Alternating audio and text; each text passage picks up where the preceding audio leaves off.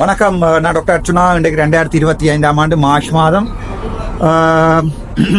12ஆம் தேதி ஒரு சின்ன வீடியோ ஒன்றுடன் உங்களுடைய இணைவில் வெளிநாடுகளுக்கு போகின்ற எங்களுடைய தமிழ் மக்களுக்கான ஒரு அவசர அறிவித்தல் ஒன்றை எங்களுடைய முக்கியமாக யாழ் மக்களுக்கான ஒரு அவசர அறிவித்தல், முக்கியமாக வெளிநாட்டுக்கு போகும்போது உங்களை கொண்டு செல்கின்ற முகவர் யார் என்பது தொடர்பாகவும் ஒரு அறிவித்தலாகவும் ஒரு முக்கியமான விடயமாகவும் இது இருக்கட்டும் என்பதால் இந்த வீடியோவை நான் உங்களுடன் பகிர்ந்து கொள்கிறேன்.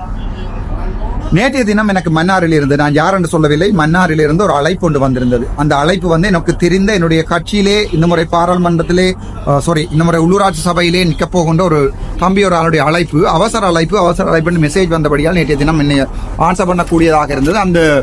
அந்த அழைப்பு வந்திருந்தது நேற்றைய தினம் எனக்கு மன்னாரில் இருந்து அந்த வழக்கு அழைப்பு என்ன சொல்கிறது என்றால், ஒரு வருடத்துக்கு முன்னர் 3 மாத விசாவிலே 3 மாத டூரிஸ்ட் விசா கொடுப்பார்கள் சிங்கப்பூர் போவதற்கு. ஒரு வருடத்துக்கு முன்னர் 3 மாத விசாவிலே ஒரு தம்பி ஒரு ஆள் சிங்கப்பூருக்கு போயிருக்கிறார். தன்னுடைய தெரிந்த நண்பர் ஒருவருடைய அப்பா சிங்கப்பூரிலே எடுத்திருக்கிறார் வேலை தருவதாக. அங்கே சட்டத்துக்கு முரணாக, இப்ப நாங்கள் ஒர்க் பர்மிட் எடுத்து போவது வேறு, டூரிஸ்ட் விசாவில் போய் அங்கே வேலை செய்வது என்பது வேறு. வெளிநாட்டில் இருக்கின்ற ஒரு சில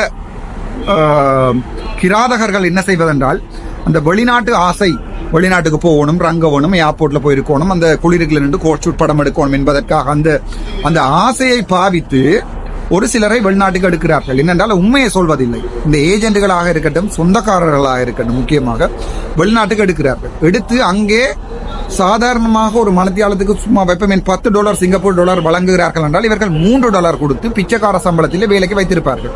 போனவுடன் உங்களுடைய பாஸ்போர்ட் உட்பட சகலவற்றையும் இவர்கள் பறித்து விடுவார்கள். பறித்துவிட்டு அதன் பிறகு உங்களை ஒரு அடிமையாக சம்பளம் தரப்போவதில்லை, தொடர்ந்து நீங்கள் அங்கே இருக்க வேண்டும்.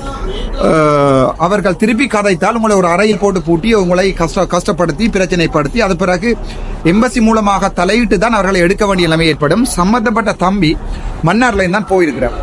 அந்த தம்பி மன்னார்ல போய் இப்போது 1 வருடம் தாண்டி இருக்கிறது. 7 மாதங்களுக்குரிய சம்பளங்கள் கூட கொடுக்காமல் அங்கே அவர்கள் கொண்டு போன ஏஜென்ட்கள் அங்கே வைத்திருக்கிறார்கள்.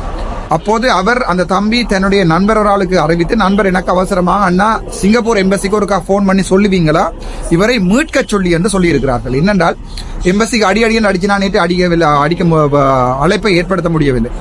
அதன் பிறகு நான் இன்றைய தினம் எங்களுடைய வெளிவிவகார அமைச்சர் பிரதி அமைச்சர் அருண் ஹேமச்சந்திர அவர்களை நான் இன்றைய தினம் பாராளுமன்றத்தில் சந்தித்து இந்த விடயம் தொடர்பாக தம்பி அல்லது அண்ணனாக இருக்க வேண்டும் அருண் ஹேமச்சந்திர அவர்களுக்கும் எனக்கு அழைப்பை ஏற்படுத்திய நபரின் நம்பரை கொடுத்திருந்தேன். சற்று பாருங்கள். ஏனென்றால் அப்படி நீங்கள் வெளிநாடுகளை மாட்டும் போது எங்களுடைய ஸ்ரீலங்கன் எம்பசிக்கு அது அறிவிக்கப்பட்டால் அவர்கள் அங்கே போய் சம்பந்தப்பட்டவர்களை தாங்கள் பொறுப்பேற்று அதற்குரிய ஃபைனை கட்டிவிட்டு எப்படியாவது இலங்கையை கொண்டு வருவார்கள். மாறாக நீங்கள் சிங்கப்பூர் போலீசிடம் மாட்டுவீர்களாக இருந்தால், சிங்கப்பூர் போலீஸ் உங்களை பிடிக்குமாக இருந்தால் 6, 7, 10 வருடங்கள் சிறை தண்டனை அனுபவிக்க வேண்டி வரும். ஆகவே அது சம்பந்தமாக அருண் ஹேமச்சந்திர அவர்களிடம் சொல்லியிருக்கிறேன். அவர் அதை தான் பார்ப்பதாக சொல்லியிருக்கிறார்.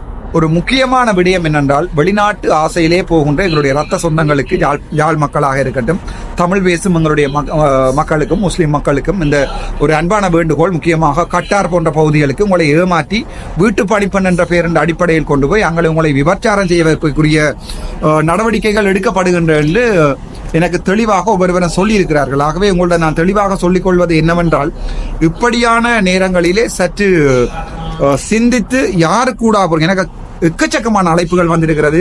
10 லட்சம் வேண்டி இருப்பதாகவும் ஒரு யூடியூபர், கிளிநொச்சியில் ஒரு மிக பிரபலமான யூடியூபர் ஒருவர் 10 லட்சம் வேண்டி இருக்கிறாராம். நினைக்கிறேன் கனடா அனுப்புவதற்கு. கனடாவுக்கு உங்களை 10 லட்சத்தில் அனுப்ப முடியாது. அவர் ஒரு லோயரிடம் சைன் பண்ணித்தான் அதை வேண்டி இருக்கிறார். 10 லட்சம் அனுப்புறப்ப அங்கே ஒரு லோயரும் சேர்த்து தான் அந்த வேலையை செய்து கொண்டிருக்கிறார்கள்.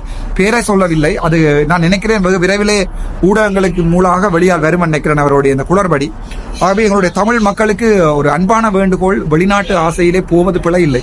எங்கே போகிறோம், யார் கூட போகிறோம், எங்கே ரங்குகிறோம், பாதுகாப்பு இருக்கிறதா, திரும்பி வர முடியுமா, அல்லது உக்ரைனில் போய்தான் கடைசியாக போராட வேண்டுமா என்பதை சற்று சிந்தித்து தாங்கள் வெளிநாட்டு பயணங்களை மேற்கொள்ளுமாறு அன்புடன் கேட்டுக்கொள்கிறேன். அதற்கு அந்த தம்பியை மீட்பதற்கான நடவடிக்கைகளிலே அருண் ஹேமச்சந்திர அவர்கள், அவரும் ஒரு தமிழர், அவருக்கும் இதை நான் சொல்லியிருக்கிறேன். அவர் அந்த நடவடிக்கையை செய்வார் என்ற நம்பிக்கை எனக்கு இருக்கிறது.